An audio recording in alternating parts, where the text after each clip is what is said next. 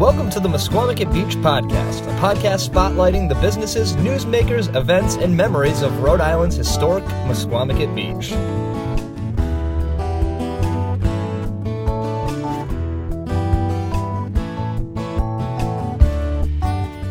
Hello, everybody, and welcome back to the Mesquamaket Beach Podcast. My name is Ben Barber. I'm one of the producers of the show. It is Labor Day weekend as I am recording this, and that means to a lot of people that the summer season is starting to come to an end. School is back in session, but it is very, very hot out here in Rhode Island, and things are shaping up to be a wonderful September. The summer is not over, not by a long shot. There's still a lot of great stuff happening down in Mesquamaket, and the businesses are all open for, a few more weeks, most of the month at least. And we are here today promoting in 2 weeks. We have the biggest festival to kick off this new season, Fallfest. That's right, Mesquamaket Beach's Fallfest is back September 14th through the 16th. That's Friday, Saturday, and Sunday. If you went to Springfest in the spring and you remember all of our coverage of that, we're doing it again. This year, Fallfest is going to be headlined by the Atlantic Rhythm section, Saturday on September 15th at 8:30 p.m. And they have hits such as like Spooky would be the most notable one. And there's a lot of other great bands. And today we are talking to one of those bands, Never Enuff, which are going to kick off the festival on Friday night, the 14th at 8:30. So make sure that you go down there and check out Never Enuff. And here is my interview with Mick Marra from Never Enuff. Mick, how are you? Thank you very much for joining me. How you doing, Ben? I'm doing great. Thank you very much. So I'm excited to see you guys play Never Enuff. As I said in the intro, that you obviously did not hear. You guys are going to be playing Friday night at 8:30, kicking off Fallfest. And is this your first festival for Mesquamaket? No, we played several down there. We've played at the Spring Fest before, the Fall Fest before. We played at Esker Point Beach. We played a lot of outdoor stuff like that, all ages shows. Yeah, I didn't think it was your first one. I believe that I've seen you guys a couple times. But I was working at the time. So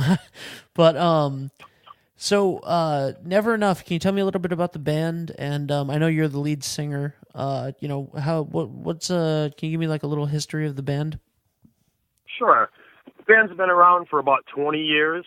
We're one of the original party rock bands in the area, where we play anything from, say, Brick House by the Commodores to stuff that's on the radio today. So we play a little bit of everything. We throw in some 80s because everyone seems to love the 80s. They do. Little Def Leppard, Guns N' Roses, and stuff like that. But yeah, we're a top 40 dance cover band that everybody knows every song that we play. But we do go back pretty far too. We also go back and do a couple of 60s songs. We do a little country, so we really mix it up a lot. So it kind of keeps the whole crowd into it. Because if you wait one song, you might get something completely different. So we're very, very varied in the songs that we play. So you guys have, now I know that, people, definitely love you guys. And when I told, several people that I was, going to be, interviewing, you from Never Enuff, people were excited and said, we love them and, that's awesome. And, when are they playing? They wanted to know, that they were, when you guys were going to be at Fallfest. So 20 years is a long time. Is it the same group of people in the band? Have the members changed at all over the years? Oh, sure. Yeah, we've gone through quite a few members. I guess it's just what happens. When you play together for that long, it's very tough. You go through ebb and flows, and but there's still there's 3 original members out of the 5. So that's good. And the other guys are great guys, professional, and yeah, it's been a good ride. We've always done very well. We play all over Mesquamaket, and pack the house every time we play. So it's always a fun night. Great people. We have a great following of people that come see us, and they dance all night, and it's just a fun night. Yeah. So, like, what's your favorite? I know that you guys play a lot at Musqueamcut and, and all over the area. To be fair, that's just what we're promoting. But what's your favorite place do you have a favorite place to play? Down by the beach or a specific, just a specific venue. Do you have a specific venue that you look forward to every year? Oh yeah, probably the Windjammer. The Windjammer is always just packed, and you can't even fit another person in there when we're playing. So that's always a really fun place. They have like no cover on Saturday nights, so I mean it's just people just keep coming through the door. They don't have to pay a cover charge, so it's easier on them, and it's a very fun room to play. Sandy's is also very fun. We have a great time down there. We've been playing there probably for the longest period of time. Literally the 20 years we've been playing down there. The Windjammer, since Amy has been running it and Chuck the last 2 years, it's been phenomenal since they took over. They're doing a great job down there. They really are doing a wonderful job. Yeah, the Squamish in general is just fantastic. But yeah, that place is just, I mean, they're such nice people and it's so much fun to play down there and never a problem. It's just a great room. So how did, before we get into that, 20 years playing in Musqueamcut is a long time. How has the beach changed in your opinion? I think the beach has changed by leaps and bounds. It's just so nice down there. It's so clean. Caswell's done a fantastic job with the beach. The NBA, it's just, I remember years ago, some of the places were run down when I used to play down there, and the roof would be leaking when you're playing, literally. And it's just, but yeah, mostly just the cleanliness, and we're getting crowds down there that are just amazing. The beach is definitely back to, say, the heyday of what it was when I was a younger kid. It's just the people just love going down there. The tourists really enjoy our beaches, and they're beautiful. You can't blame them. Absolutely. So are you from Westerly originally? Yes, I'm originally from Westerly. Awesome. So did you grow up going to the beach as a kid? Oh, yes, definitely. I was at the town beach when I was a little guy. Yeah, I grew up like 15 minutes away, did not go to the beach until I was in high school. Oh, no. No, it's so sad. Yours is definitely the preferable route there. So how did you get into music? When did that start for you? I started really young. I kind of was a self-taught guitar player at probably 10 to 12 years old. And then by the time I was 15, literally playing out in bars. Oh, wow. Because back then the laws were a little bit different, and I looked a little older. I had a mustache and beard and whatever. And, I was in high school, and I'd be playing at the bars around Westerly and Providence and played with a bunch of older guys. I was 15, they were, say, 20, 21. So luckily I got in with these guys, and we were literally playing out at 15, 16 years old. So I've seen a lot. I've played a lot of bars and, had a lot of good times. But I was mainly a guitar player for the majority of in my playing career here. It's, and even when this band started, Never Enuff, I was the original guitar player when it was just a guitar player, a bass player, and a drummer, and we were a three-piece. So for years, Never Enuff, that's what we were. We were a drummer, bass player, and just me playing all the guitar parts and singing. And as time went on, I realized it was good to be a front man, so we grabbed the one guitar, then we grabbed the second guitar, and I just put mine down, and, and it seems to work well with the audience where you can connect with the audience better. Yeah, do you prefer, because that can be a tough transition, because the guitar can kind of become like a security blanket. You know what I mean? Like there's a difference between standing up there, as the guitarist and singer, and then just being the front man. So that's that can be a big leap for some people. Yeah, it is. But what happens is, as far as connecting with the audience, you definitely connect better when you can roam around with a wireless mic and you don't have the guitar in front of you, because a lot of, that seemed to be the formula even in the 80s and even most of the successful bands in Musqueamcut over the years bands like that, they having the lead singer that could actually get out in the crowd and, have the people belt out a chorus with you and stuff like that and get the audience feeling like they're in the band also and have some fun with the people. You can't really do that when you have a guitar on you. So Yeah, that's absolutely. the reason. That's the main reason that I put the guitar down. I'm really a guitarist at heart, and I still do play all the time. But it makes sense. It's just one of those formulas, where it works better. Most of the bands that are very successful, that's the way they are. They have a lead guitar player, rhythm guitar player, drummer, bass player, and a front man that can actually get out in the crowd, get them going.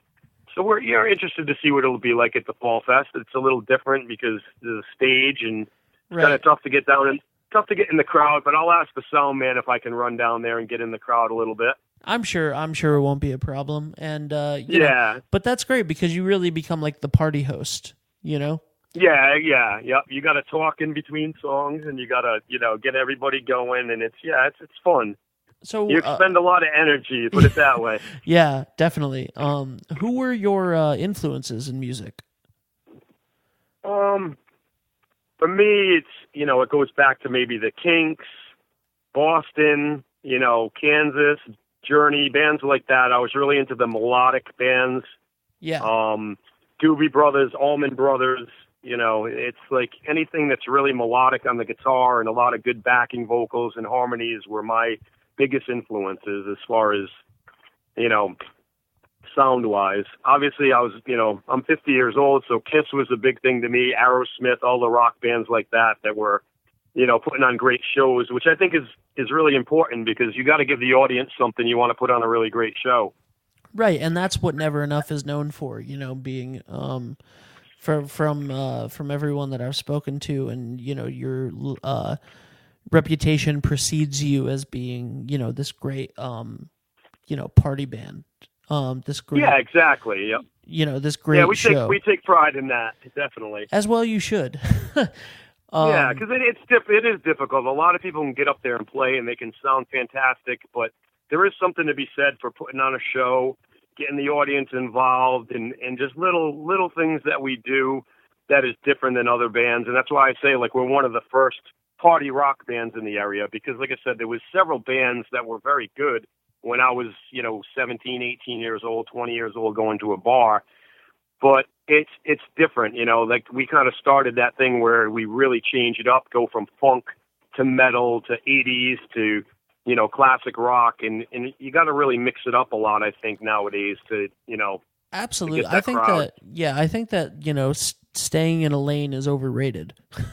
Yeah, exactly. I like that. I like that you can jump around to different genres, and that's it really keeps it interesting, and it's fantastic. Is there a specific genre that you prefer singing, or is there maybe some songs that you in particular that you really love performing more than others? Well, I think the 80s stuff is probably, as far as going over with the audience, it's really fun to do because everybody just loves all of those standards from the 80s. You can never go wrong. But I also like the older stuff, too. We do some 60s stuff. We do, Do You Love Me by Dave Clark 5, which was a song that I grew up as a little kid dancing in my room to. So, I mean, that song, it's funny that the 21-year-old kids actually get on the dance floor for that one because it was in the 60s that song came out. I mean, I know. I love that song. I would be on the dance floor for that song. That's awesome. I'm sure that you, I'm sure that song, it's a 60s song, but you play it now, and it's not those things are timeless, those songs from the 60s like that, the songs from the 80s, and you guys are putting, the modern spin on it, and not that they're not, I mean, those aren't very old songs, truly. And when they're being played by a band with as much energy as you guys have, it's something, you know what I mean? It's not, nobody's thinking about when this song was written. It's just happening right now, and it's awesome. And, it's so melodic, and the energy that you guys bring to it. It really is a party, and it's just enjoyable. you know? Exactly. That's what it's all about. I mean, it's, these songs are all timeless songs, and that's what we try to do. We call them aces or we call them A-sides. We don't play any like B-side stuff. That's, a lot of bands, that's where their downfall is, and we figured that out over the years, is you can't really play what you want to play, stuff that you like personally, as much as what you have to play to keep an audience involved. Because when you play the stuff you want to play, you clear the dance floor and nobody seems to really care too much. So you really have to go with what an audience wants to hear. And, some of that stuff, we played some songs so many times, you kind of don't really like playing them again, but you have to do it because they just work. Certain songs are going to work, and it is a business, and a lot of bands don't see it that way. I've seen so many fabulous bands, but they're stuck in their own head where they want to play what they want to play, and they just don't do too well at the bars and stuff because, people want to hear songs they know the words to. Absolutely. And they want to dance. Yeah, dance and have a good time. If you got a babysitter for the night and you go out and hear a band, you want to have a really good time. You don't want to just go listen to some band drawling in the corner and you're not really interested in what they're doing. So you got to do it for the people. You really want to make them happy. 100%. And you guys do it as good as anyone has ever done it. So that's awesome, and we're really looking forward to it. That is Friday night, the opening night of Fallfest at 8:30. Never Enuff is kicking off the festival as the headliner of the first night, and I'm really looking forward to it. I'm going to be there taking some footage from Mesquamaket Beach, and we're really excited, and I'm really excited to come see you guys, and I'm sure people are going to fill the place for you, and they can get tickets at mesquamaketfestival.org. And, is there anything else that you're looking forward to at the festival? No, that's really it. I mean, I got a little 1-year-old son, so he probably will be there, and he's starting to already get into music. He's seen a couple of our shows this summer that were outside. He's like 15 months old, and I'm excited for that because these shows are the best shows because the kids can come to them. So that's the great thing about this is it's all ages, so everyone bring your kids and let them hear some really good rock and roll, danceable stuff that they're going to enjoy. Well, that's awesome. Congratulations. I'm sure that he's... Thank you very much. When you grow up with music in the house, it's hard not to fall in love with it. So... Yeah, hopefully he'll follow in his father's footsteps and he'll be playing something. I'm sure he will. Thank you very much, Mick. It was great talking to you, and we'll great see talking to you, Ben. And we'll see you on the 14th. All right, we'll see you soon, Ben. Take care. Have a good one. Thank you. Bye. Bye-bye. For more information on the events and businesses in Mesquamaket Beach, make sure to follow us on Facebook, Twitter, and at mesquamaket.org.